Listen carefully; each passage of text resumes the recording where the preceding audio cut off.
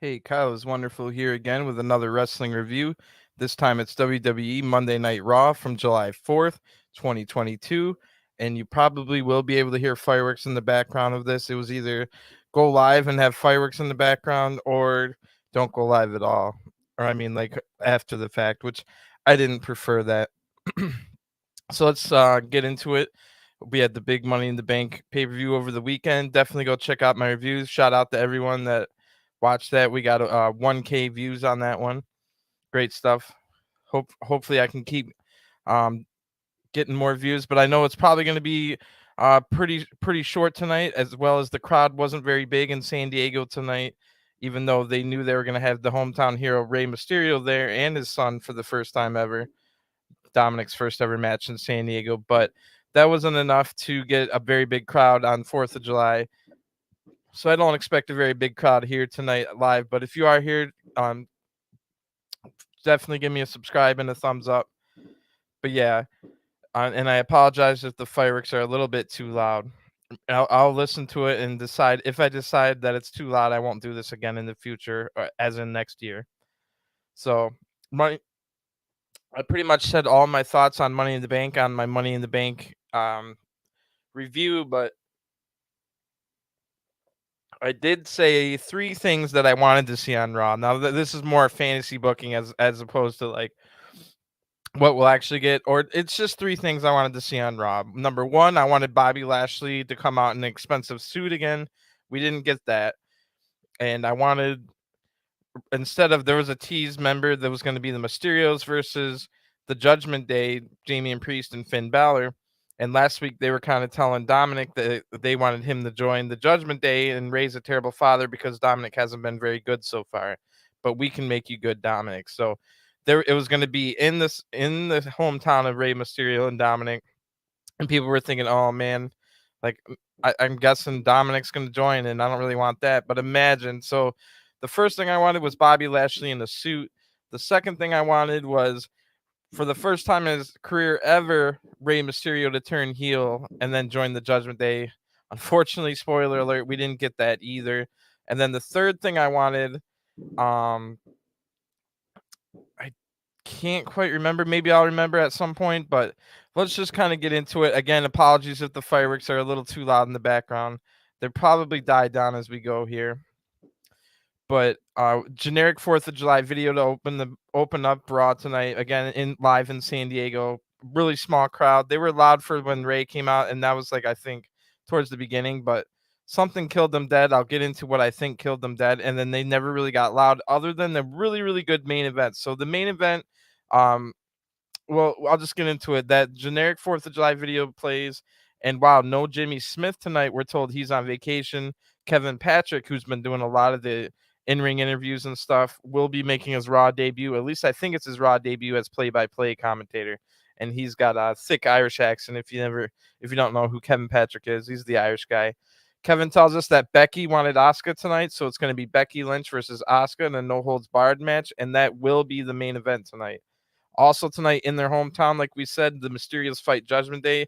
I wanted so badly for Rey Mysterio to turn heel for the first time in his career in his hometown, leave Dominic laying in a pool of his own blood kind of thing, and join the Judgment Day. But we did not get that. But I guess that's why I'm not the booker.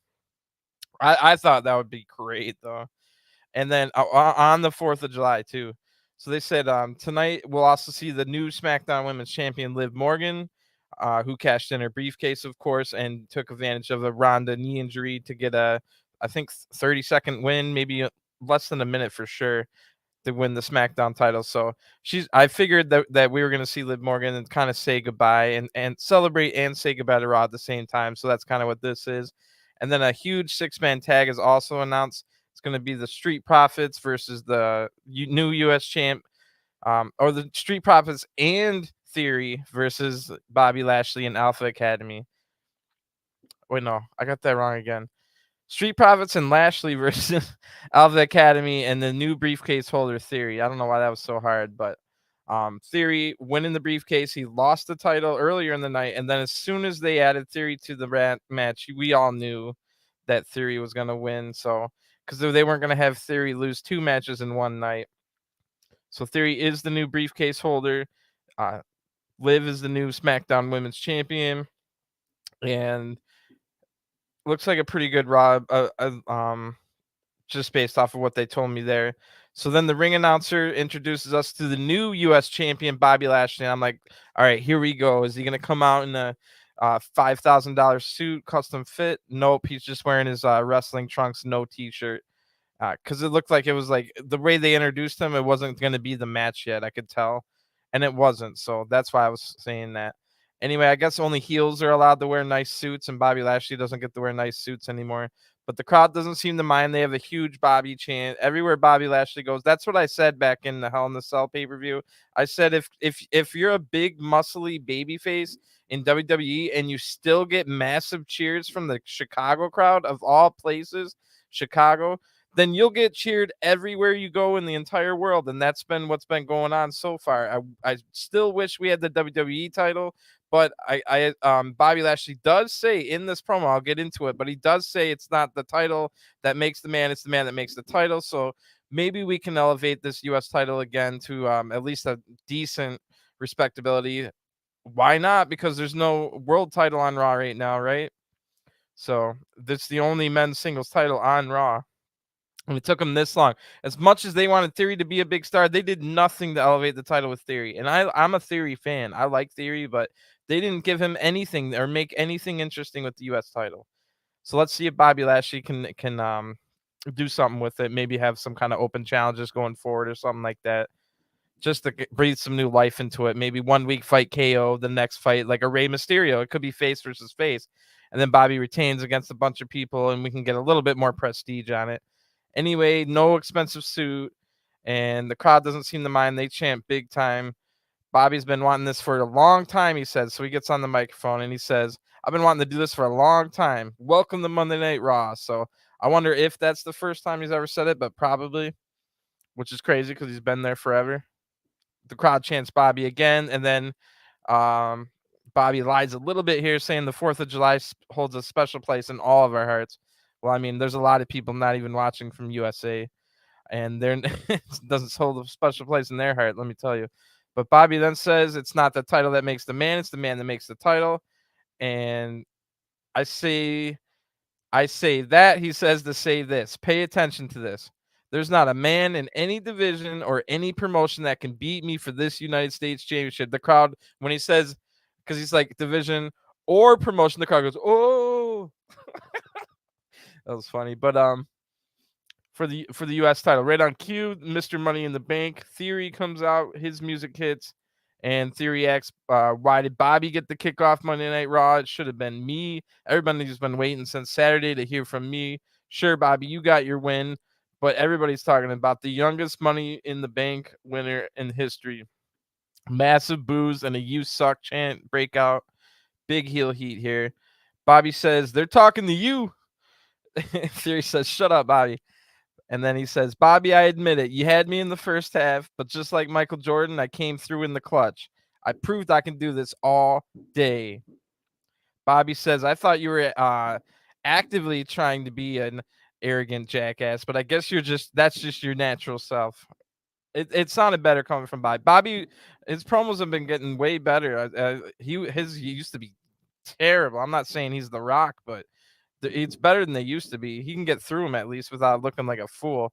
But Bobby says, "Oh, did I fragile your little ego? Well, I'll put you in the hurt lock again." And Theory says, "I see you, you see me, and I'm always making it happen. With this briefcase, I'm going straight to the top." So here we go. He says, "I was told today at SummerSlam I will take back my U.S. title."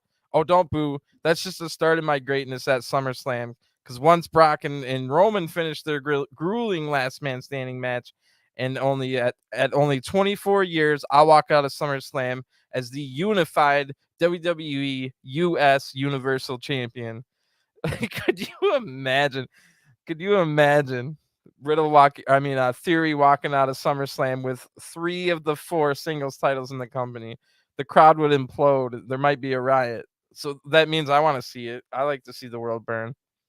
I don't really care who's champion. I mean, I'm a jaded 36-year-old that was in. I was traveling the country booing John Cena just to find in like 2007 through 2009, just to find out I was making him even a bigger star, because they had half the crowd cheering for him and half the crowd booing for him. So anyway, could you imagine Theory walking out of SummerSlam with the US title, the Universal title, and the WWE title? That's what he's teased here on Raw, and that's what he has a shot at doing. So it'll be Bobby Lashley versus Theory for the US title at SummerSlam. I mean, I doubt there's any way that Theory could win that, but could you imagine? You can't right now sit here and tell me that the chance of Theory walking out with 3 of the 4 singles titles at SummerSlam is zero. It's not zero. It might only be 1. It might be 0.5, but it is not 0. They could just wake up and think, yeah, you know what would be great if we just make them boost so much because Theory walks out of SummerSlam with 3 of the 4 singles titles in the company.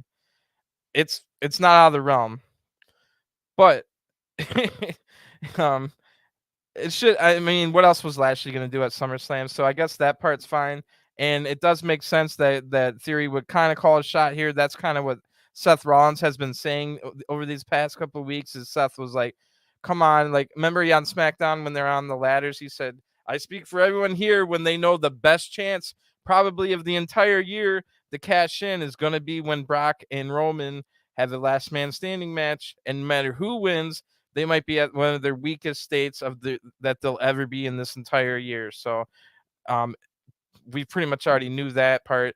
It'll be remain what I said on the Money in the Bank review. I said I could see like Theory actually cashing in and actually winning the title, but that doesn't mean like at SummerSlam right after all that happens that like John Cena couldn't walk out and just win the 17th title unannounced. Now you are kind of you're leaving a lot of money in the bank by you could have advertised like a WrestleMania match with Cena where he goes on the break the 17th, and then you have the whole WrestleMania build be, oh, can John Cena break the record and win the 17th title?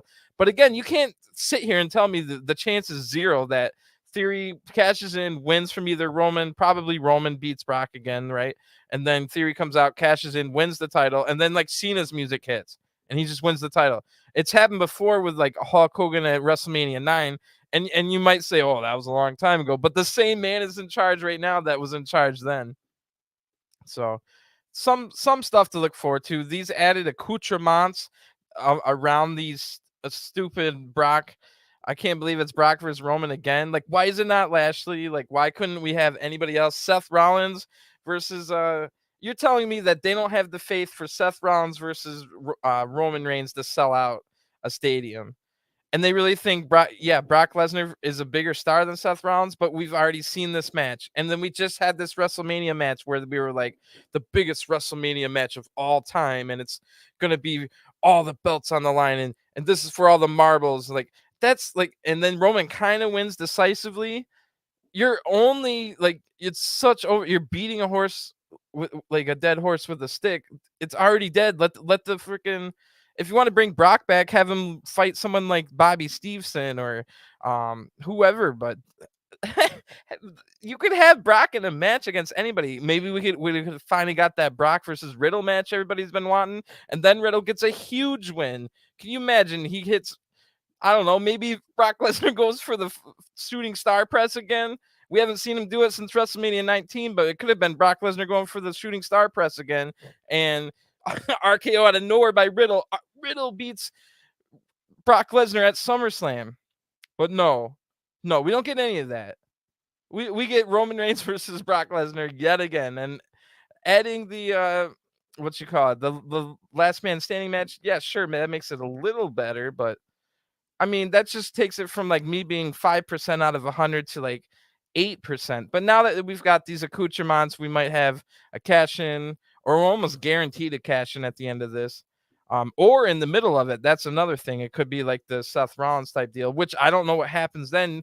You can't have a triple threat last man standing match unless it's elimination style, which they could do. They could have Theory added to the match and then make an elimination style, but that would be dumb. Why wouldn't he just come in after the match and try and win in the regular match? So that's unlikely, but possibility. So the fact that there is what all the things I just mentioned give us maybe 5 possibilities at the end of SummerSlam, or at least at the very least there's 4 people that could walk out of SummerSlam with the title if you want to be crazy with me and say Cena's one of the 4. If not, then you've got 3 people that could win the title at SummerSlam. Or I mean, walk out with the title. 2 people could win it on the same night. So I mean, we'll see how it goes. Let's just kind of move on with the show, but it brings up a good question because that is the big main event going into SummerSlam, and I'm sure like most people would have been fine with like Brock Lesnar coming back to lose the Riddle. Like, there's nothing wrong with that. And then Seth Rollins versus Roman Reigns for the title at SummerSlam.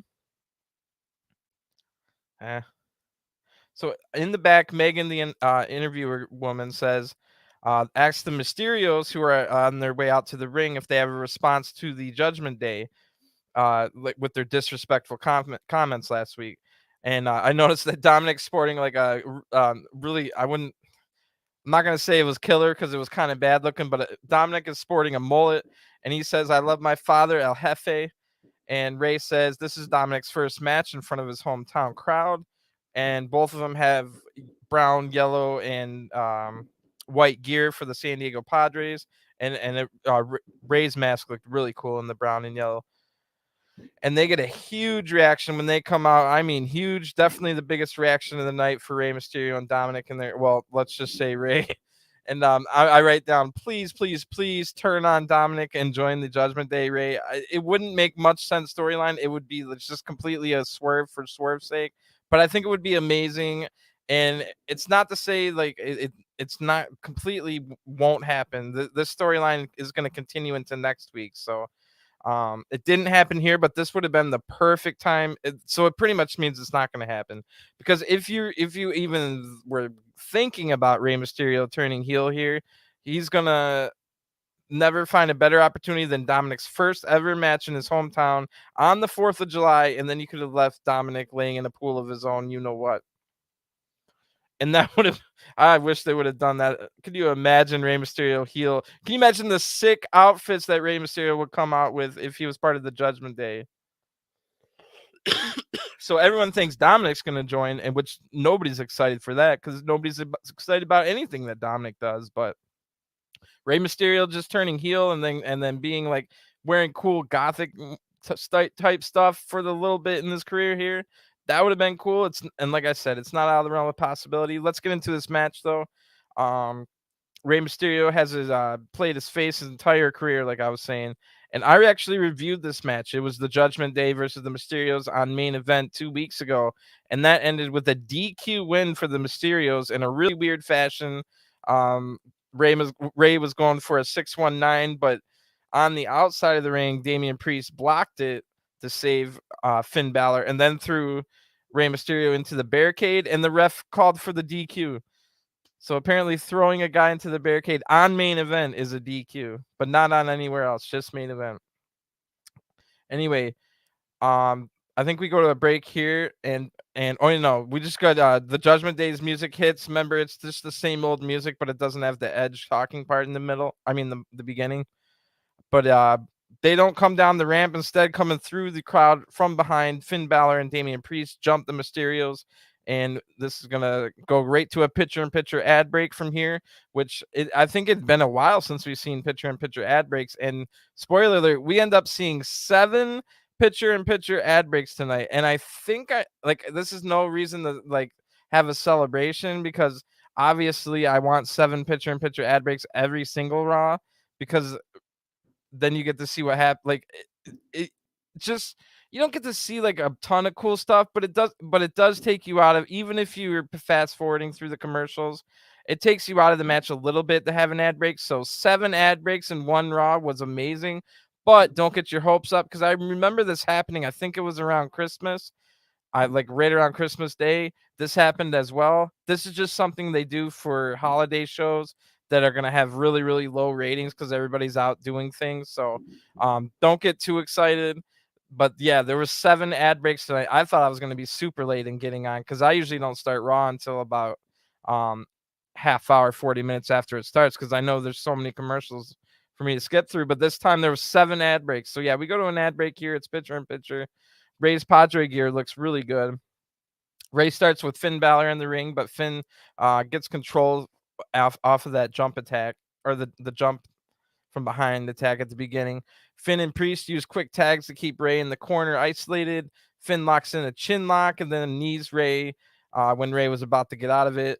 Irish whip to the corner multiple times. Ray's already in trouble. We haven't even really gotten going. And then Finn is, I noticed that Finn's wearing long pants, I think for the first time in WWE. So long pants, like tight black pants. He's also got like a purple cloth hanging out from the back, almost like Jeff Hardy used to do with the tank tops. So a new look here for Finn, long black pants with a purple cloth coming out the back. And right when we come back from the picture-in-picture ad break, Ray hits a like head scissors to tag in Dominic.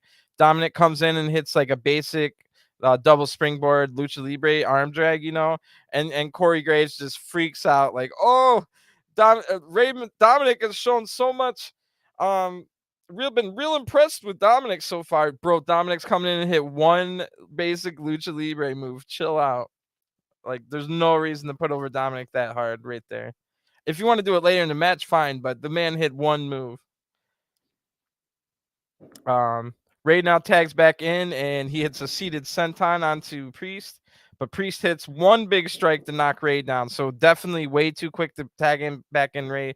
Remember, Ray was just in trouble just before this. Dominic hits one springboard arm drag and tags his dad back in. What an asshole. Maybe he is joining then. Maybe Dominic is going to join because that was a dick move. But anyway, it didn't really affect the match. Just something I noticed. And like I said, Priest had just hit one big strike to knock Ray, who had got tagged in, but Ray is able to tag back out right here. And Dominic is able to take out Priest. I don't know how, but then he has Balor lined up for the 619. Again, I don't know how. Why is Dominic this good against Priest and Balor? Priest catches the 619 just like he caught Rey Mysterio in their match 2 weeks ago on main event. And then just like 2 weeks ago, Dominic gets thrown into the barricade. But unlike 2 weeks ago, this does not cause a disqualification. That's only a disqualification on main event, apparently, which it never should have been, but it's still just weird. So now we get our second picture-in-picture ad break of this match. And like I said, there's 7 total tonight, picture-in-picture ad breaks. And like I said, don't get excited. It's only because it's a holiday. In the ad break, we get to see that Priest takes it to Dominic, and we get more quick tags. Finn Balor soaking up the booze. Remember, this is his first time on Raw in a match as being a heel since he turned heel. He's just enjoying himself. He was a great heel in Japan and stuff. Dominic kicks out of 2, but Finn turns it right into a chin lock. And then Finn is definitely sweating more than usual. I think it's those damn long pants that he's not used to. More double team moves on Dom now, but Dom counters a chin lock as we come back from the break. Ray with a great hot tag offense now.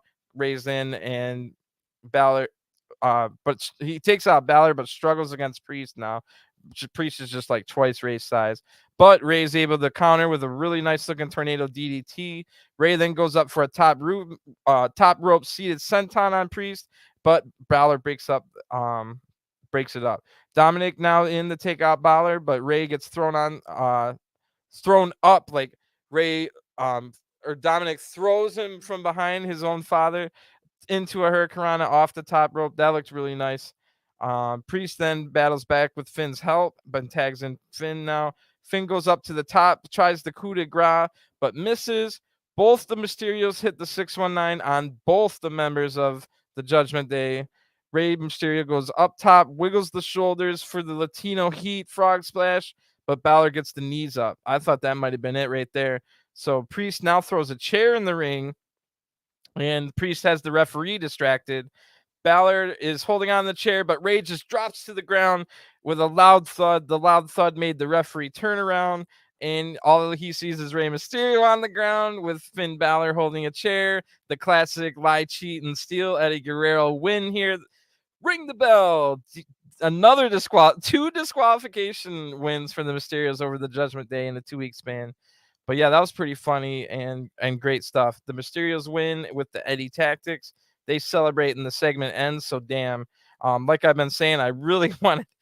They're never gonna do it. If they didn't do it tonight, if they didn't have Ray turn heel for the first time in his career, leaving his son in a pool of his own blood on the 4th of July in their hometown, then they're never gonna do it because that's the perfect time. You can't write it. And it was Dominic's first time ever wrestling in his hometown. You can't write a better time for them to turn Rey Mysterio heel, which means they will never be turning Rey Mysterio heel. Now it'll be remain to see if Dominic turns heel and joins the Judgment Day. I mean, why not? Let's do it, because who's really even excited about the Rey Mysterio or the Mysterios tag team anyway? All we'd be doing is getting rid of the Mysterios tag team, and I mean the Judgment Day is kind of already junk as much as I wanted them to be cool. Like I wanted them to be so freaking cool, but no, they've been junk. Hopefully Rhea Ripley comes back and saves the situation, but they could save it instantly with having Finn Balor cut some scathing promos in front of the crowd, like a really hot crowd, and have him just go out there and not the whole, oh, your sports team sucks, like some really cut in deep promos. I think all they need is Finn Balor to go out there and drop a pipe bomb, and he could do it easily. And all he has to do is say something about Triple H and the internet will explode, you know. Oh, the black and gold are back, you know. And then maybe that's when you can bring in Ciampa to the Judgment Day or something, and then really like, oh, it's the black and gold. But really it's just not, like, kind of deal, you know, but you could do it to make the internet explode. But we do get to see these guys in a segment later. Then they show the exact same Logan Paul stuff that was on the Money in the Bank. The crowd again boos it from behind. I don't know why they didn't shut off their microphones or whatever, but basically, if you missed this at Money in the Bank, Logan Paul signed the contract so he can fight The Miz at SummerSlam. So there's that. I mean, Logan Paul was okay in his match at WrestleMania, but did we really want to like see him again? I mean, some people might have, but anyway, Megan is talking to the Miz, and she asks the Miz what he thinks about all this. Miz says he's proud. I love confidence and the ability to make headlines. However, Logan Paul surrounds himself with yes men, and you tell him what he wants to hear. But here at the WWE, nobody can help you.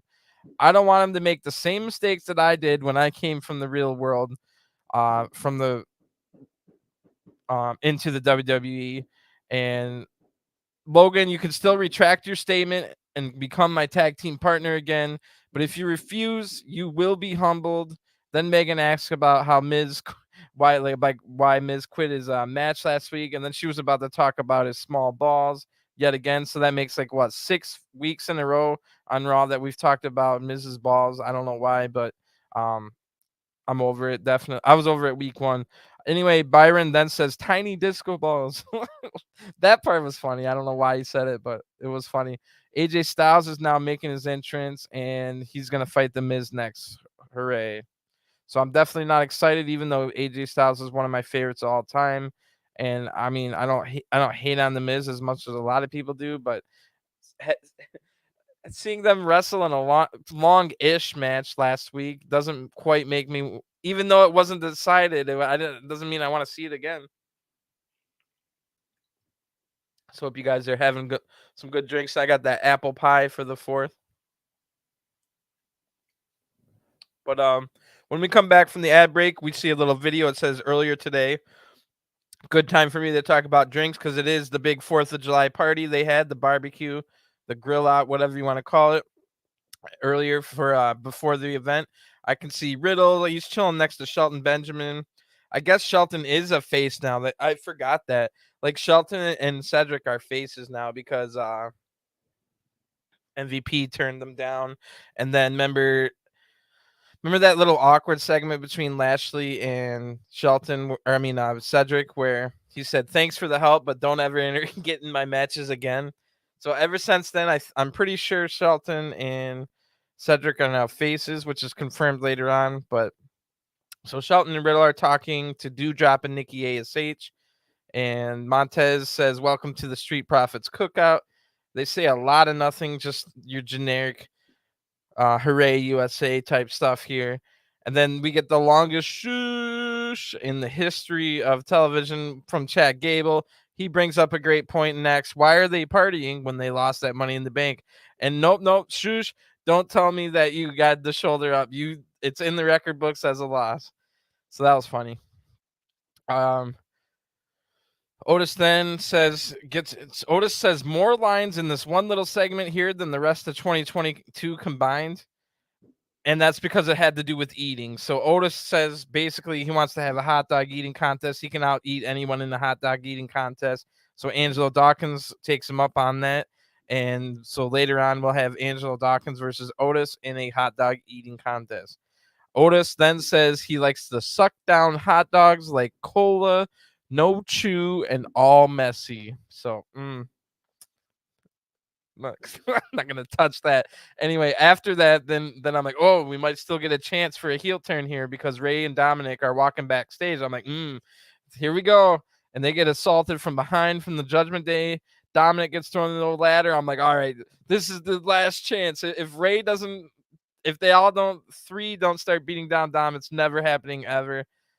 And they double team Ray, and officials break it up. So it's never happening ever. Priest tells Ray this isn't his problem. Petey Williams, one of the agents, gets, I think, one of his first speaking roles ever on Raw, the TNA legend, Petey Williams. And he says, let's get some help. I love Petey Williams. Shout out. We go from one TNA legend to another. I'd completely forgotten AJ Styles was in the ring already. The Miz comes out the big boos as usual. We get a recap of last week with the Miz faking an injury and eliminating AJ Styles. Then AJ punching Miz after a talking segment and then talking trash to him. Then they had a match and the Miz walked out. We had to suffer through not one, not two, not three, not four. I mean, yes, 4 Miz matches last week, and he wasn't even on Money in the Bank. So Miz had 2 matches on SmackDown, 2 matches on Raw, and none of them were good.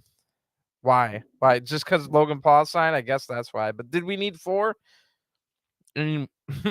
Anyway, we get dueling chants, even though Miz was getting a ton of boos at the beginning. But there's some people cheering for Miz and some people cheering for AJ. AJ hits a nice drop kick with ease and clothesline Miz over the top rope. AJ then springboard outside the ring to Miz, and wow, another picture-in-picture ad break.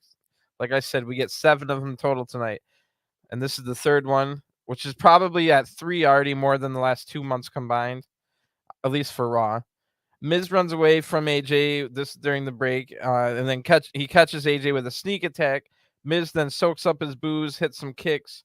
AJ tries to battle back twice, but the Miz stayed in charge. Then we come back from ad break. AJ dodges a corner move to get in control, and then AJ hits some big moves, and then the Ushigoroshi. Miz kicks out at 2. Corey says it's hard to wrestle with tennis balls in your pocket. More balls jokes. And Miz rolls through a calf crusher. That looks pretty good from Miz. And rolls right through it and to hit AJ with a DDT. Miz then works over the knee, and AJ counters another corner move. So 2 corner moves countered here by AJ. AJ hits the phenomenal forearm and gets the 1, 2, 3. Easy work. Ciampa from behind. Remember all the it looks like there was this association between Miz and Ciampa. This pretty much confirms it. Ciampa from behind attacks AJ immediately after the match, and sign me up for a 20-minute match between Ciampa and AJ, please. Let it not be a freaking 5-minute, 7-minute match on Raw. Anyway, Ciampa takes the knee pad down and he's looking to beat up or hit AJ with the knee attack, but we get a Pele kick from AJ. AJ looks to hit the Styles Clash. I'm like, what the heck? Like, AJ was just beaten up in a match and jumped from behind, and he still got the upper hand on Ciampa. But Ciampa has to be saved. He can't even fight out of it on his own. Miz comes from behind AJ, hits the skull crushing finality, and we get a big smile here between Miz and Ciampa as they shake hands. So it's official. There is like a Miz Ciampa alliance, or however you want to call it. And so thanks for all your time in NXT, Ciampa. Now enjoy your life on the main roster, where you're going to be a lackey. You don't get any entrances, and you need to be helped out. And also, you're going to be losing the Logan Paul very soon. So I can't wait to watch Logan Paul pin Ciampa 1, 2, 3 in the ring, and just completely. I just want to move on. I don't even want to get angry at that right now. I'm gonna have a drink though. But yeah, prepare yourself for Ciampa to have to take at least 1 pinfall to Logan Paul in the next month. Oh my god. Just make WWE just sign nothing but celebrities and let everybody else go do something else. Anyway, we come back from that ad break, and we get a really long recap of Liv Morgan winning the briefcase, then winning the SmackDown Women's Championship from Ronda Rousey on the very same night. So Liv comes out crying already. If this whole promo is a crying voice, I'm going to hate it. Spoiler alert, it is. Huge you deserve it chants from the crowds. Liv says thank you and screams, no, we deserved it. And yep, it's the annoying crying woman voice, which all men have like a sixth sense of just hating the nagging crying women voice. Anyway, Liv says that all my dreams are finally true. Then she starts crying a lot. I stopped taking notes. After every single sentence that Liv says, she has to emphasize the final word. It doesn't matter what's on the sentence. It's just she wants to emphasize the final word. And it's terrible. Liv marks out mid promo. I guess that's cute for if you wanted to think of it that way. She says, "This is for all of us," and thanks Natty. Thankfully, Natty's music breaks this up. Big boost from the crowd.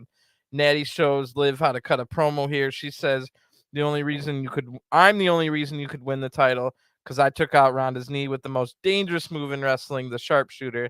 And she's mostly talking about, if you remember, it was like 3 weeks ago on SmackDown that Ronda got locked in the sharpshooter forever. And then they were like, oh, is Ronda even going to make it the Money in the Bank? So that's kind of where, even if it wasn't, that's what Natty's alluding to.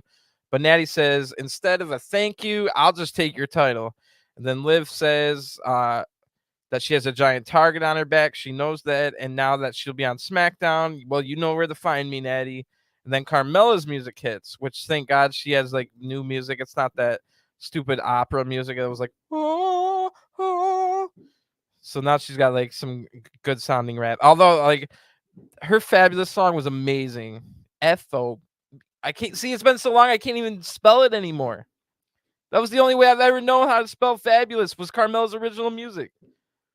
Not I'm exaggerating, but still. That was great music. Like so many people used to have great music and now nobody has great music. Anyway, Liv says she has a giant target on her back. She'll be at SmackDown. You know where to find me. Carmella comes out basically wearing lingerie, but it is pink and black, so you know what that means. And she tells the SmackDown women that this is Raw, so why don't you leave? And Carmella says she's surprised Natty hasn't knocked Liv's block off yet and go away to SmackDown so I can get my spotlight. Liv, kind of in a Mean Girls voice, says, Carmella, didn't you already get your chance at Money in the Bank? Carmella then says, Natty, you thinking what I'm thinking? They double team Liv. This brings out Bianca to make the save. And I'm like, finally, we get to see Bianca wrestle on Raw. It's been like 5 or 6 weeks, probably. And this is definitely turning into a match. There's no question about it because, like I said, Carmella's wearing pink and black, and she's going to team with Natty. So you know that. Right on cue, Adam Pearce with his Shane McMahon sound-alike voice says it's going to be a tag team match, playa. But he didn't say playa, but he should have. Anyway, wow, it's we get our fourth picture-in-picture ad break here. I'm already marking out by the fourth one. I still got 3 to go. It's just like I thought there was no, if it wasn't for that giant Brock and Roman ad recap, I would have been so late for coming on here for the review because there was no way I knew there was going to be 7 picture-in-picture ad breaks. Anyway, Carmella and Bianca start the match out. They have a pretty good grappling back and forth. This is already kind of more competitive than their match at Money in the Bank now that the title's not on the line.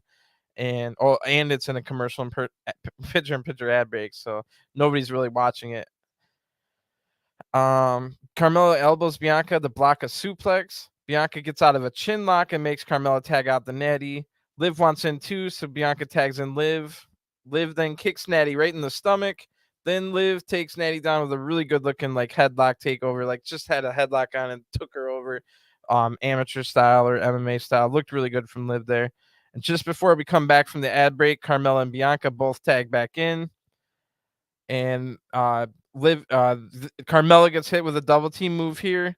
Natty tags in a terrible counter back elbow by Liv. Like she went to the corner and just waited for maybe it was Natty's. Like you could say it was Natty's fault for not getting there in time, but just Liv had to stay.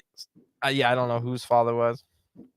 Anyway, the match completely breaks down at this point, and the crowd goes silent. They were kind of into it, and remember they had like Bobby Lashley, who they loved earlier, and they had their Mysterios, the hometown Mysterios, who they were loving, and then they were in the Liv when she was out here, and she's the new champion, and they like seeing Bianca, the other champion, who's great.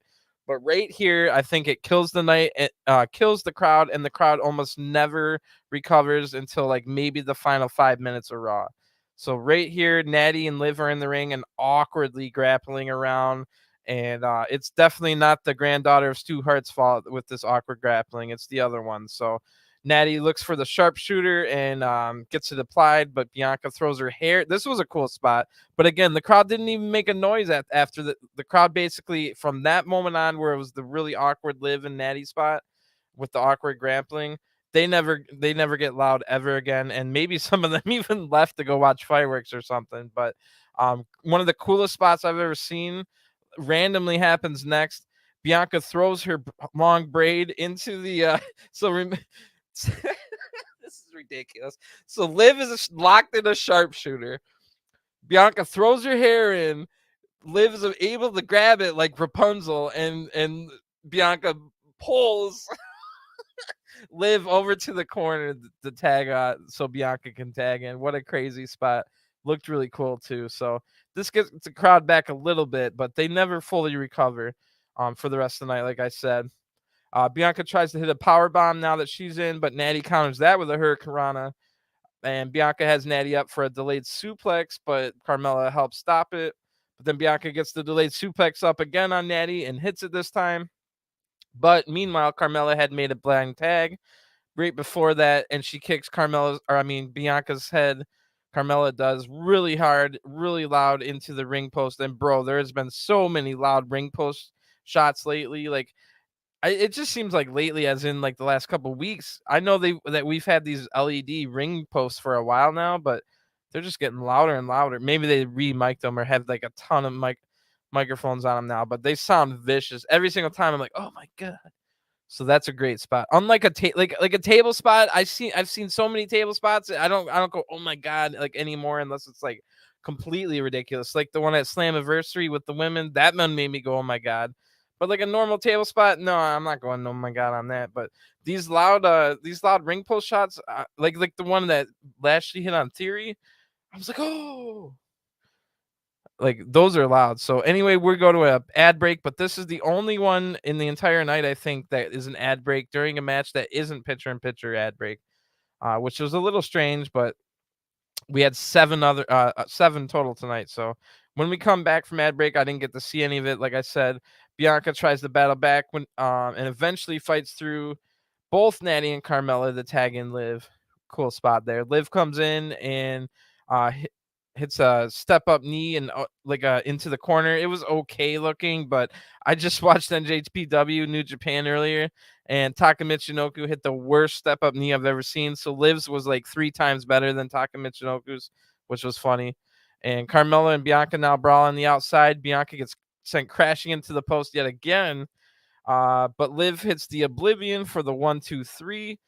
And Kevin Dunn, the director, did not get a really good camera angle. It didn't do Liv justice. Like it was basically from behind, where you want to see that move from the side, because it's a really good move. It's basically a springboard flatliner with the person already draped on the ropes. That's the Oblivion, and that's what she won. Did she win the title with that? No, she won a match last week on Smackdown, I think it was, and that's what made me think, oh, Liv might not win the briefcase, because usually when you win the big match before the event, you're not winning at the event. But no, Liv did win at the event. So here's a little interesting spot. Here's something to store in the back of your brain for November. So you can think of this very moment right here. We've got Liv and Bianca celebrating in the ring with their titles. Now, before I say what I'm gonna say, take your mind back. What was it? Maybe like, maybe like 2 months ago, and it was a 3-man. Yeah, it had to be after WrestleMania. It was a 6-man tag, and it was Asuka, Bianca, and Liv. And you remember how it was like Liv's big breakout moment, where like Bianca and Asuka were almost patronizingly like, oh, good job, Liv, you finally did it. But no, it was just like, oh, we're all faces and we all care for each other. And You remember that very moment? So that kind of is what led up to this moment now where she's won the title and the briefcase. But here, the moment we get tonight on Raw is Liv Morgan and Bianca celebrating. They've got both their titles held high. One's red, one's blue. Liv's about to head off to SmackDown. And wow, so here you go. You got to keep in your mind this moment, if by any chance these two get all the way to Survivor Series as still champions, this could be our matchup. But that's a big if. I mean, Liv, they could take that title off her on Friday, and I wouldn't be surprised. You know what I mean? And Bianca could lose the title to Becky at SummerSlam. So, um, you never know. Plus, Charlotte and Bailey are on the horizon, so it's going to be very, very tough for Bianca and Liv to make it all the way to Survivor Series. But put this one in the back of your memory, because if they do get there, you can remember this very moment where they even like cheers as if they were like drinks on the 4th of July. You know, they cheers their titles, and then you can even put back in there right next to that memory when Bianca and Liv were in that 6-man tag with Asuka, and they were all like really pumping up. So maybe that could be a good promo where Liz says, "Yeah, you guys were supporting me," or we never know where that could go. So just something to think about. Now we go back to earlier today at the barbecue, and we see Veer eating at the table. Mustafa Ali or Cedric here now, along with everybody we saw in the last time. Cedric and Ali play a prank where they tap on one shoulder and then the other one taps on the other shoulder, and Veer's like, huh, and then they steal Veer's food just for no reason. So there's the if you guys are old school 205 Live fans, that's the heart and soul of 205 Live there, and that's when I remembered that Cedric and Shelton both are baby faces now, because remember Shelton was chilling with Riddle just talking earlier in the barbecue. And now I remember when Cedric was a face, now that he helped Lashley win at I think it was WrestleMania Backlash. But yeah, the heart and soul of 205 Live pulling a little fast one on Veer here. Maybe they'll pay for it soon. But MVP is now here. He's talking to Omos. He's trying to calm Omos down. He's like, "Oh, I mean, they had to all team on you because you were the biggest threat. Like, don't worry, you're still gonna be the best." And then all of a sudden Dana Brooke runs by, so she was serious when she said that bad car accident wasn't gonna be taking her out of action. She's already back. That's great to see that Dana Brooke is healthy. I knew though exactly what I knew. A lot of people were like, a bad car accident, but you're fine. What do you mean? But no, I've been in a bad car accident. My car was totaled. I never got my car back again. That was the last time I was ever in that car. But I walked away without any bruise, not even a bruise or a scratch on my body. So that's just how it goes sometimes, and that must have been what happened to Dana Brooke here. Anyway, she's running away, getting chased by the entire 24/7 crew. I didn't rewind it or anything to see exactly, but I think it was your usual cast of characters, your R-Truths, your Tozawas, your Taminas and stuff. I think maybe Nikki ASH even got dragged back into it, and maybe a T-Bar was there, but I didn't see him. But Reggie was the one trailing somehow, because I thought Reggie was like fastest out of the group. But anyway, Reggie runs right into Omos, and he throws Reggie like off the camera. So we don't know what happened to him. But I see Ezekiel, he's here, and he's the only one in his wrestling gear. So he's out here chilling in his underwear when everyone else is just chilling in their street clothes, which is totally awkward. But Zeke's talked about it. He's talking now, and he's talking about, oh yeah, Elias and Elrod, and they talk about barf, which they talk about like, oh yeah, they had a hot dog eating contest, the three of them, and it just ended up with all three of us throwing up. So I'm like, oh no, that means we're getting throw up on camera later. And spoiler alert, yes we are. So anyway, Zeke tries to squirt ketchup on his hot dog on like any human being ever on the earth. And of course, it misses his hot dog and goes all over off screen. Now, walking in screen is Seth Rollins, who was just happened to be wearing a white lacy shirt with white pants. So that ruins his shirt and pants. Seth laughs, but then mean mugs Zeke. And the prophets say Seth, Zeke, and Rollins.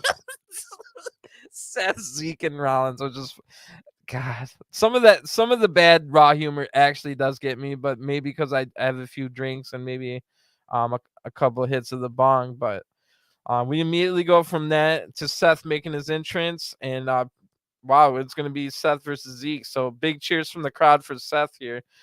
They've already chosen who they want to win. They want Seth to win. So we see that creepy video again after the ad break, and even the music notes. There's some like everybody's already broken it down and told you why it's Edge. Just it's a video for Edge. But there's one thing I never noticed anyone say, and there's a little musical what do you call it? What are those called? Where you wind it up and it's like a lullaby, but it's in the notes of Edge's theme. I think his original theme. But yeah, that's definitely Edge, unless they swerve us just for the sake of swerving us later on, which they can always do at any point. You can always swerve for a swerve's sake anytime. So then when we come back, or I mean, after that is a recap of Rollins and Riddle's rivalry so far. So um, that definitely confirms that we are. I mean, nobody said it yet, but it's definitely going to be Rollins versus Riddle at SummerSlam, which sounds like an all right match. But remember what I was saying earlier? We should have Brock Lesnar lose the Riddle, and then Rollins versus Roman. Like, take your pick on who you want to win that one. But um, why is it not? Why is it the other way around? So anyway. We get in that recap. It also showed the super RKO that Rollins hit on from the ladder. So that's the last interaction. I mean, what's his name? Riddle hit the Rollins from the ladder, the super RKO. So Seth mean mugs having to watch this replay. I like, again, just like the New Day did on SmackDown, people that actually acknowledge that they see the replay in front of them. Or we saw it again with the Street Profits at when they saw the replay of their shoulders being up. Anyway, the announcers talk about Elrod a lot here, so that's definitely like confirms that we're gonna see a third brother of Oh, I missed some of your messages here, but I definitely, me personally, I definitely remember the oddity era. I mean the oddities in the Attitude Era. Oh yeah, that is sad. But shout out to the oddities. I am from Detroit, so I know a lot of Juggalos, a lot of ICP fans. Um, I mean, I was an Eminem guy myself, but that's neither here nor there. I know a lot of ICP songs and good friends that are Juggalos. But anyway, yeah, thanks for all the comments. Hope you guys enjoyed having a good night, and let's get into this match. What I was about to say is the announcers are talking about Elrod so much that he's definitely going to be a character, and everybody's just assuming it's going to be Elias slash Ezekiel dressing up in a third outfit. But this is an opportunity, a weird one, for you to create a new character based off someone on NXT. Now, hopefully not someone we absolutely love on NXT, but you could take someone that's a little bit lesser known on NXT and say, oh, yeah, you're going to be Elrod now, and see if that gets over. Because we've already got the whole Ezekiel and Elias thing. Do we really need him to dress up as a third person? Now, I know I would harken back for the 3 Phases of Foley, which is probably why they will do it. But could you imagine like a new tag team? It's Elrod and Ezekiel, and then sometimes Ezekiel's Elias, but then this Elrod guy's a new character as well. So if they got a guy in mind, that's something they could do. Um, but I doubt it. I doubt they'll do that. I'm sure it'll just be a third face of Foley kind of deal. Anyway, let me get a drink real quick.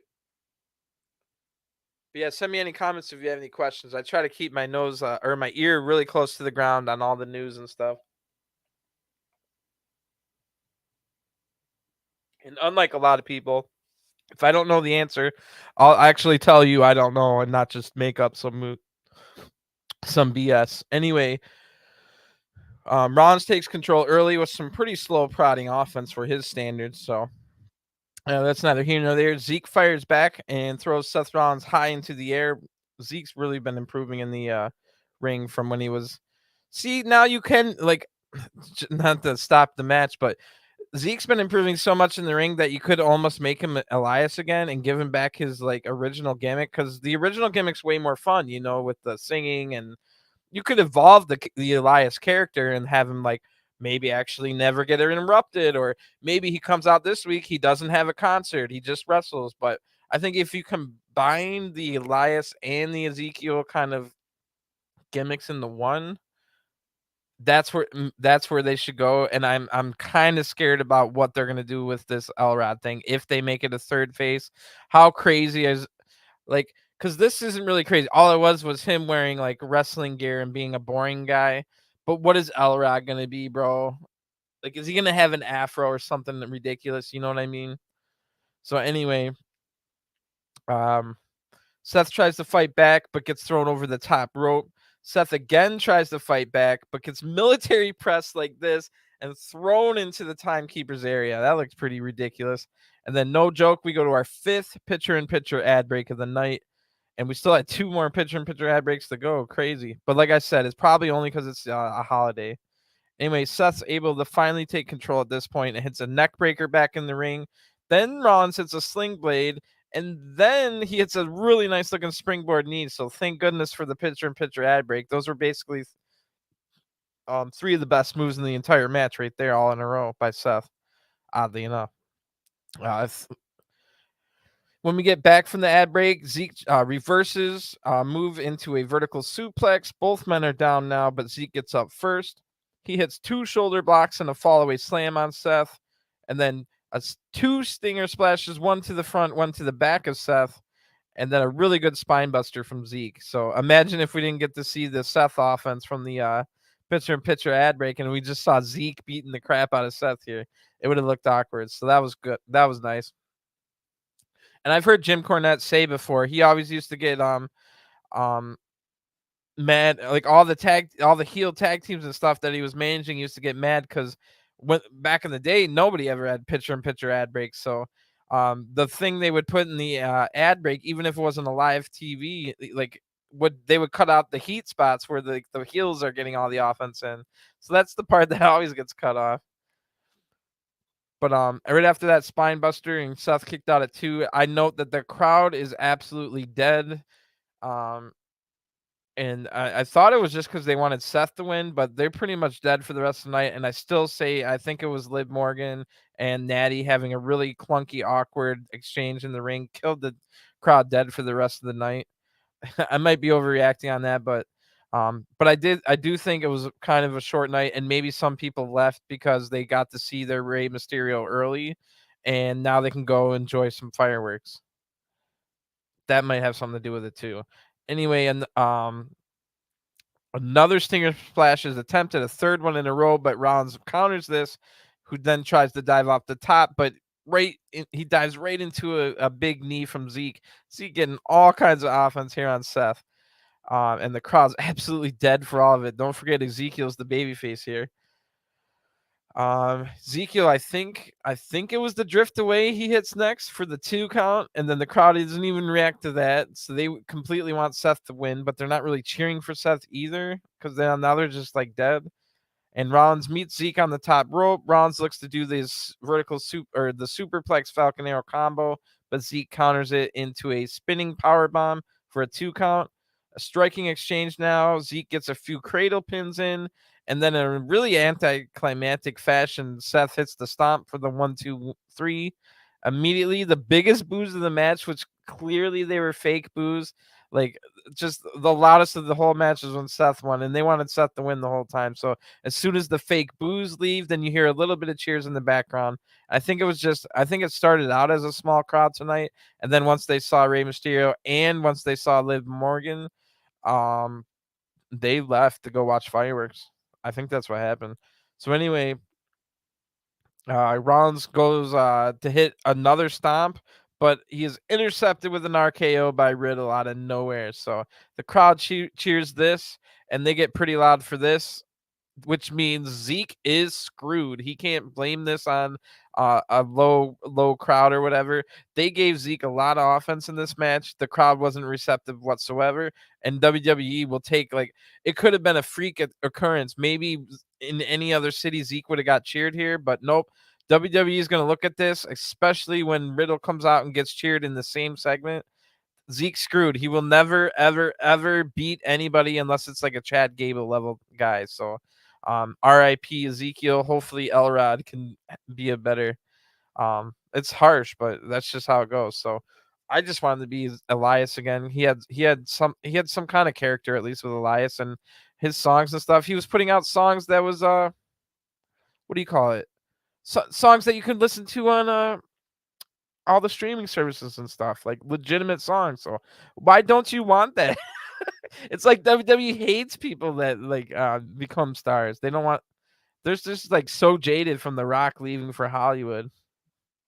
And then right after that, they gave Brock Lesnar the golden key to the palace, and Brock Lesnar left to go to the NFL and UFC. So I think they're just so jaded that they don't want anybody else to become like a star ever, unless it's someone they can trust. Like apparently they can trust Roman because of his family, even though it's the Rock's same family.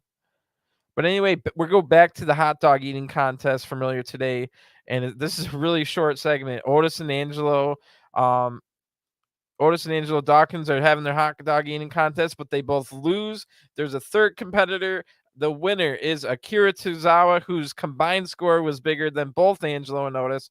And if you don't know, there's a Nathan's hot dog 4th of July hot dog eating contest every year that used to almost always be won by this Japanese guy, Kobayashi. So it's a little bit of nod to like how the Japanese almost always won the 4th of July big American eating contest. It was always a Japanese national winning. And that segment only lasts for a little bit, but Theory showed up at the end with his briefcase and says, I'll see you guys tonight. So, I mean, what more do you want? It's a hot dog eating contest. But unfortunately, it leads to a puke segment later that we have to watch in slow motion replay like twice. Terrible. Anyway, we go straight from that to already on his entrance pedestal is Bobby Lashley. He gets some great cheers, and the 6-man tag match is going to be next, which means Becky and Asuka is the main event. The women have been getting a lot of main events in the last 2 or 3 months, like probably like 7 or 8 of them. And then a complete telegraph here. Byron asks, "Well, what if those can't compete?" So we get an ad break within it. I saw that Kid Rock was on the song for SummerSlam. I mean, 20 years too late on Kid Rock. But anyway, and I'm from Detroit, but jeez. Like I said, I'm an Eminem guy anyway.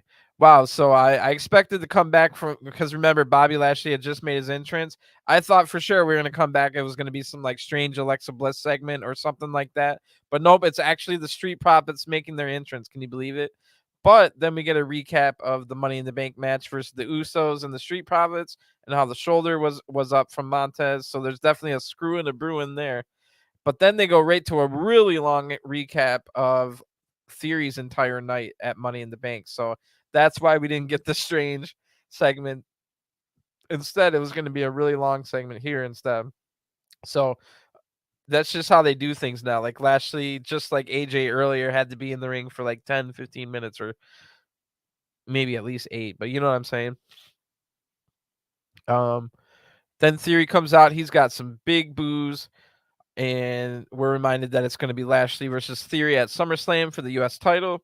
Alpha Academy out now, and Otis is walking all funny. Corey says he looks a little bit bigger, so please don't. If he throws up, please don't have it be on camera, but of course it is. And then Theory seems like he would never hang out with the Alpha Academy, but Mr. McMahon would be the type that, like, if he taught him all the dirty tricks of the book, he would have taught Theory how to use and abuse people to get to the top. So it makes sense. Theory starts the match with Angelo Dawkins. Angelo shows some really great agility and offense yet again. Some great stuff we've never seen out of him before. This man Dawkins is literally fighting for his career out there.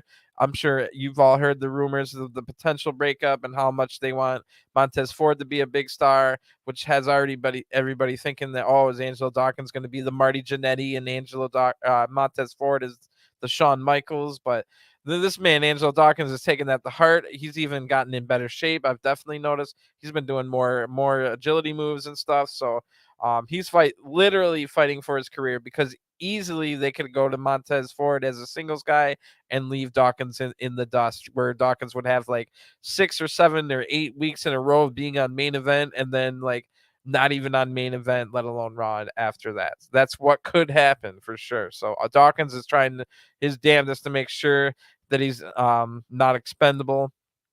Gable tags in and hits a dragon screw leg whip, and the crowd is dead. Something completely killed them earlier, and like I said, I think it was that really awkward exchange between Liv and Natty, and then they were just like, oh well, we've seen Liv, we've seen Lashley, because Lashley came out earlier, and we've seen the Mysterios match, so I think people left to go watch fireworks, to be honest, because the crowd was so dead after that.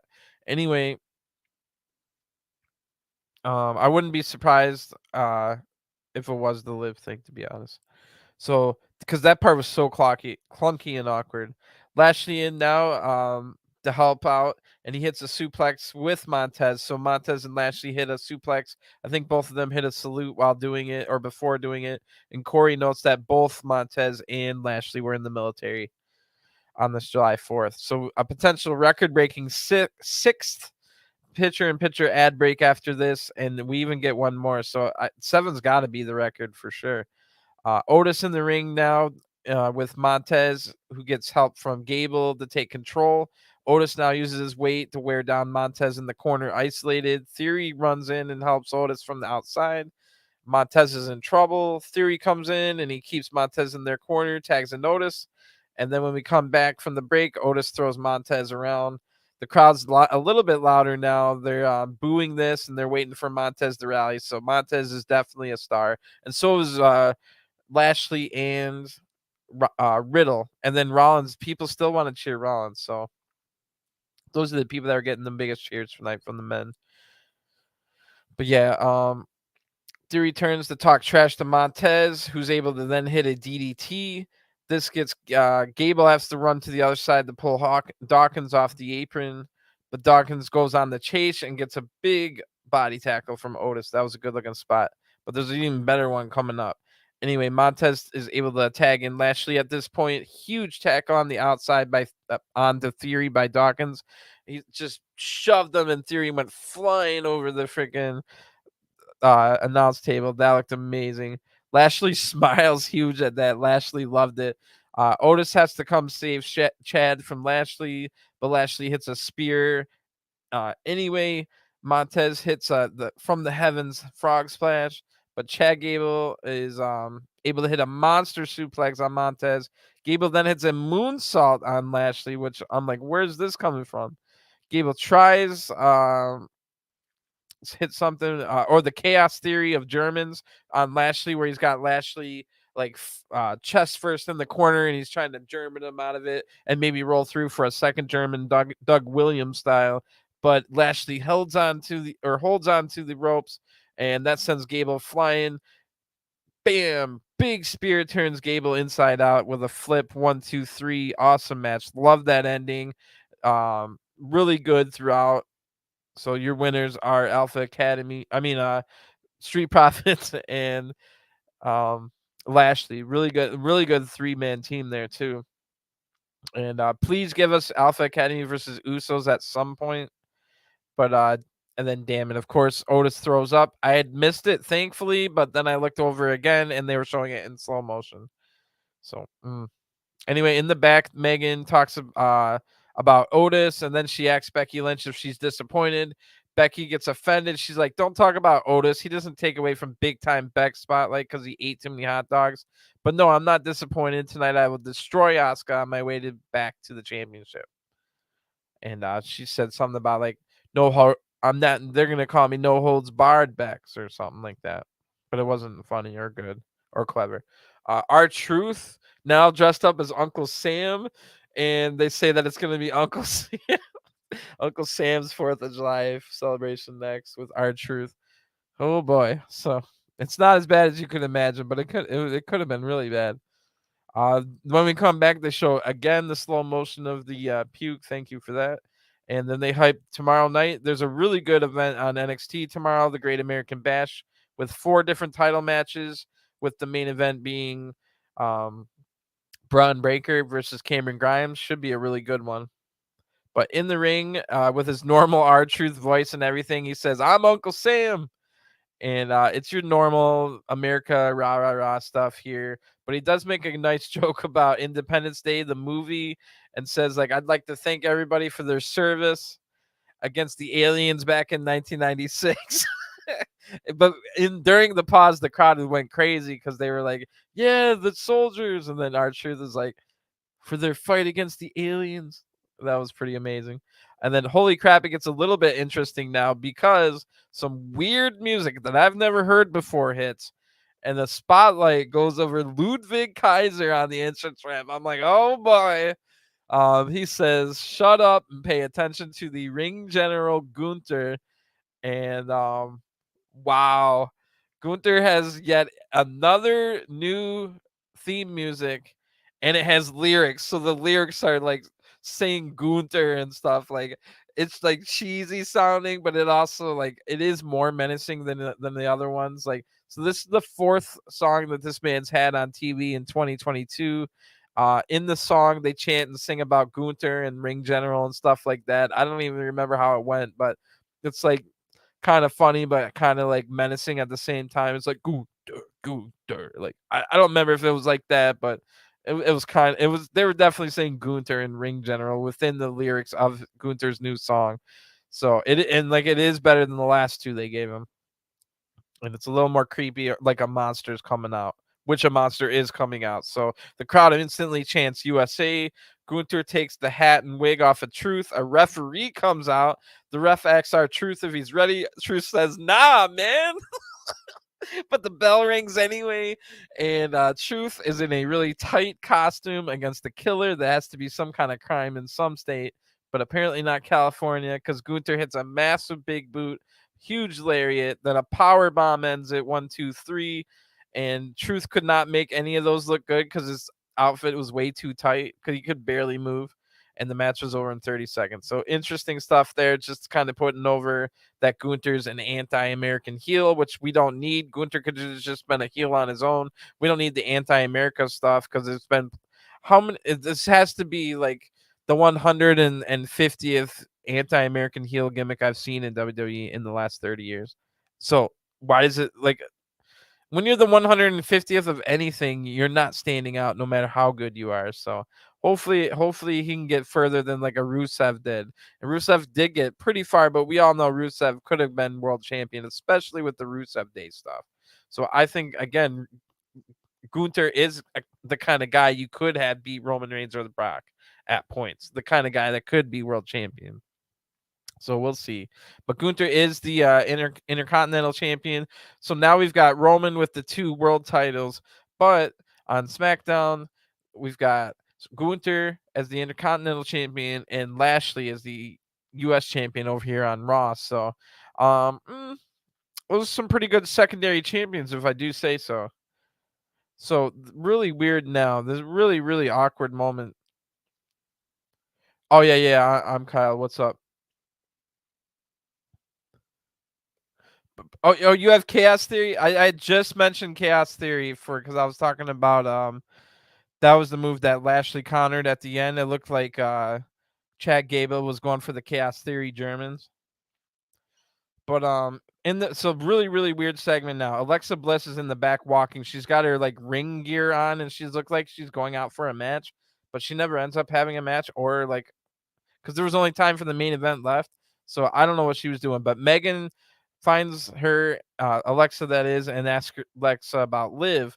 And Alexa says, "Well, remember, like I said last week, I don't have any friends, but I am happy for Liv, and it's actually time for me to get gold." So Asuka walks by, basically laughs at Asuka laughs at Alexa for saying that, and Asuka says, "I will beat Becky and become the next champion." So then we go in an ad break. And this is the point where I was like, oh, just when I thought I was going to be super late for getting on time for the review, they run a really long recap of Brock versus Roman, their long history. Then Becky comes out to clearly fake boos because as soon as they go away, it's the little bit of crowd that's left cheering. And then next week we're in HBK country in San Antonio, so maybe we'll see. I think that's where Royal Rumble is as well, which hopefully we can. I want to see a HBK. I want the first entrant for the Rumble to be AJ Styles, and I want the second entrant of the Rumble in his hometown, HBK. Whew. And then maybe, oh God, don't get me started. Those are my 2 favorite wrestlers. Anyway, after all that, Before we go to an ad break, Becky's getting weapons and creating a pile of chairs on the outside. So she's getting all set up for this no holds barred, no disqualification main event, and it will be next. So Asuka comes out to fake cheers again. There's just fake noise going on. They WWE was panicking with this episode with all the picture in picture and all the crowd. I mean, they do fake crowd noise at like almost every show, but it was very much exaggerated since they must have started with a decent number of people, but I think more than half the people left by the middle of the show. And we get a recap of the Becky Asuka rivalry going back 2 months here. Asuka comes out. She's wearing a Jason mask, which is funny because I just so happen to be wearing my Jason mask t-shirt today, but that was pretty cool. I was like, oh, but the action starts fast in this one. Asuka takes control. Asuka goes to the outside immediately to go get a chair, but by the time she gets back in the ring, Becky's already up. A little awkward there. Becky takes so she takes a chair and she's trying to wedge it in the corner and takes an age. Even Corey starts making fun of her, or like he wasn't making fun of her, but he was, if you know what I mean. And the chair falls off anyway. I think it did. So Becky has to wedge another chair in there. But Becky goes into a different chair that's now placed. So you got one chair wedged up here. You got one chair sitting on the ground. That's the one Becky goes into. But Becky counters and hits a big leg drop. And then an exploder suplex onto the entire pile of chairs on the outside. That was cool.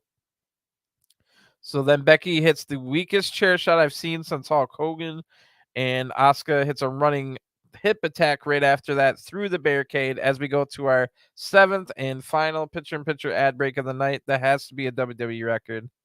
If not, it ties the record for sure. There's only one time during a match all night that they could have had a picture-in-picture ad break that they didn't, and it was right after that terrible part where it was Liv and Natty. So maybe there was an 8th one scheduled, but they're like, just make it a regular ad break. Because I'm sure I don't know the business of it, but I'm sure you lose like, I don't know, if it was say 100% normal, then it drops to like 80% of what you would have gotten if you put it in a picture-in-picture ad break, maybe even more, like 50%. I'm not sure, but otherwise you would think they would do it every time. Because I mean, it's smarter for them. It's smarter for the people having the ads. Otherwise, I just fast forward on my DVR through all the ads. But if there's a picture-in-picture ad break, I have to see your ad kind of while I'm looking at the small picture of the action. So in reality, it's better for the advertisers to have the picture-in-picture ad break, and it's better for the consumers because we want to watch the match. But the world doesn't work like that usually. I'm assuming this is only because it was 4th of July, and that's the only reason. I think it happened right around Christmas, and I got excited then. And then we never saw a picture-in-picture ad breaks again, other than on NXT a few times. AEW every single week has like 4 or 5 picture-in-picture ad breaks. That makes their show way better.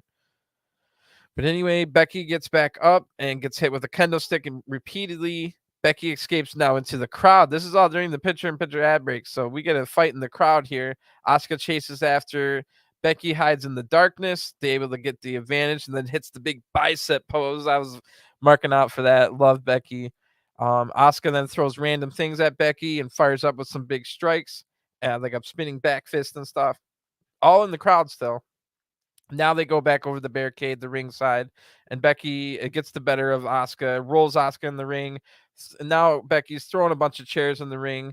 When we come back from the last ad break, we're now stacking chairs on Asuka's like laying body, and Becky goes to the top rope, but Asuka just gets up and meets her up there. They are both on the rope now with a pile of chairs under them, and superplex onto the chairs.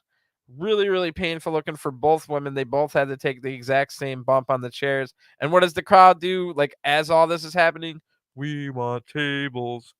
Come on. I understand, like, people for whatever reason love tables, but it's always like every single time there's one of these weapons matches, it doesn't matter if it's AEW or WWE or what, but every time there's like a weapons match and they're doing like crazy, crazy, crazy stuff that shouldn't be done and that maybe we haven't even seen before, and the crowd just goes, "We want tables."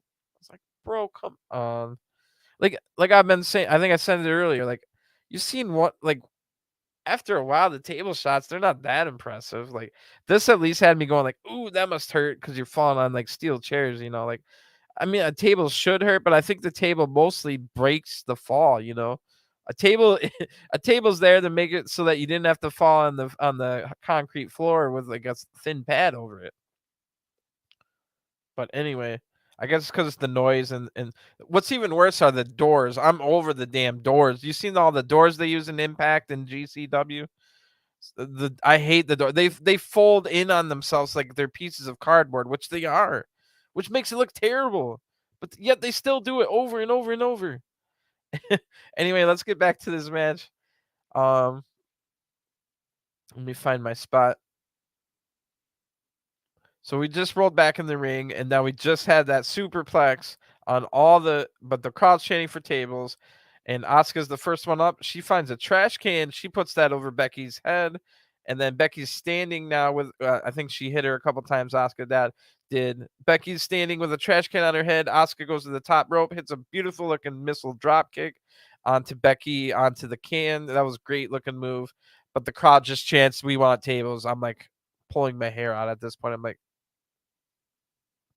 you guys want to be quiet for the whole freaking night, and then you're getting some great action at the end here, and all you want is tables. So Asuka, of course, goes outside to go find a table, and she throws a table in the ring. Becky from behind throws Asuka to the steps right at this point. Becky then sets the table up, but Asuka's back up, and the table's like upside down at this point. But Becky has a chair shot to the back of Asuka, is able to set the table upright. Asuka tries to get the Asuka lock from behind in now, but Becky's able to block it by going into the turnbuckles. Asuka now looks under the ring again, and she finds her parasol from the Money in the Bank pay-per-view. The crowd has a little parasol chant at this point, so they get a couple redeem themselves a little bit with a parasol chant here. And Becky gets the parasol right away, like I'm still unsure. Like I think she just hit Asuka and then grabbed the parasol. Asuka then spits the green mist. It mostly misses Becky. The announcers act like Becky blocked it with the parasol, but Becky's face is full of green mist. Anyway, not like it's only it wasn't in her eyes, so I guess it's all right. But both are on the ropes now, and like on the middle rope, Becky hits the rock bottom through the table, and that gets the 1, 2, 3. So Becky was able to block the green mist at the climax of this match, and then put Asuka through the table, and it pretty much confirms that Becky Lynch will be fighting. It's not confirmed yet officially, but it pretty much confirms unofficially that Becky will be fighting Bianca in a rematch at SummerSlam. Not only a rematch of WrestleMania, but a rematch of last year's SummerSlam where the screw-in was a ruin. If you remember, Bianca was supposed to fight Sasha Banks. The ringer came in and beat her in 26 seconds or something like that.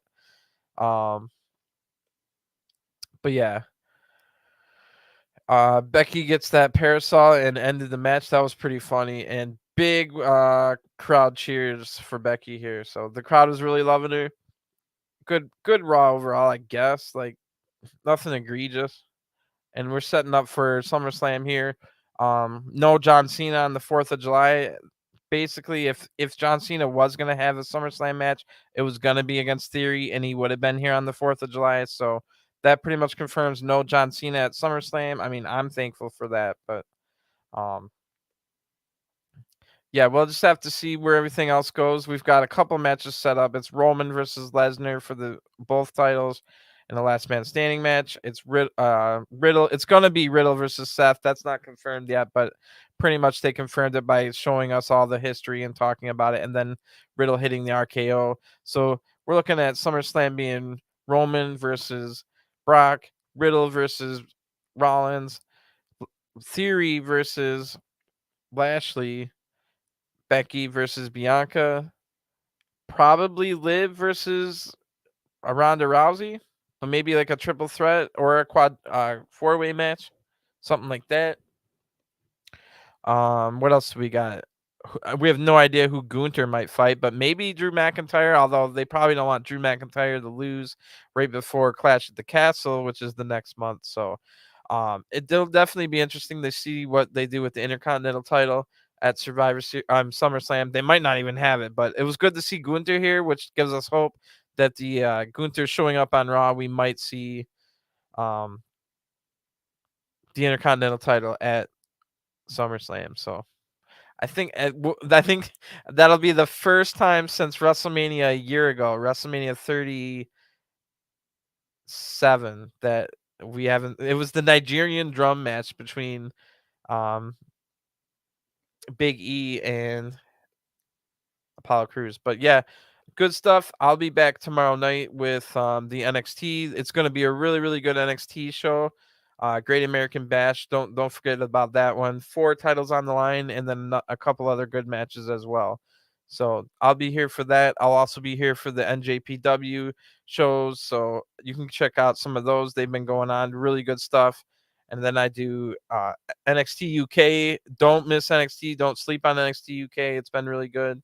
I do MLW, NWA, and Impact as well. So I'm gonna get going. You guys enjoy your night, and if you have to drive somewhere and you've been drinking, please don't. And I'll talk to you guys again soon. Peace.